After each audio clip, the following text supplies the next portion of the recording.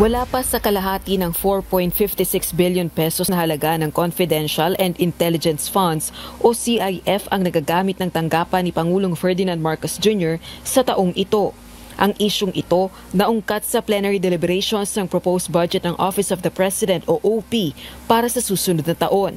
As of June, ang release out of the 2.25 billion confidential funds, ang na-utilize, ang obligated po is 562,500,000 and out of the 2,310,000,000 intelligence funds, ang na-utilize po ay 600 million po. At ang na-disburse po ay yung same amount po na yan. Kung titignan natin yung utilization, medyo maliit. Ngayon ay considering fourth quarter na. Kaya naman nananawagan ng Makabayang Block Solo ng realignment o paglilipat ng 2025 CIF ni PBBM para sa Social Services Program. 4.56 billion pesos din ang halaga ng CIF sa 2025 proposed budget ng Office of the President. Ayon kay Congresswoman Castro, hindi naman mandato ng presidente na mangalap ng confidential at intelligence information. Siyempre gusto kong humirit ng additional na mga budget sa ibang mga mas yung mga social services.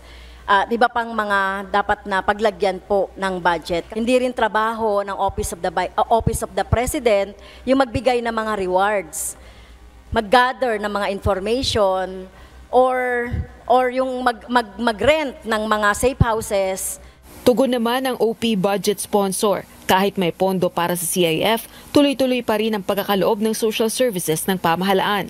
Hindi naman po kailangan bawasan yung CIF para po makapagbigay tayo ng social services.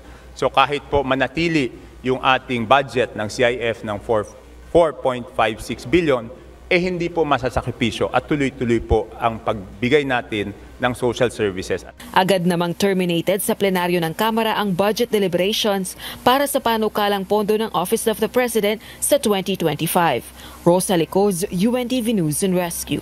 Diyos ang aming sandigan, serbisyo publiko ang aming pinahahalagahan.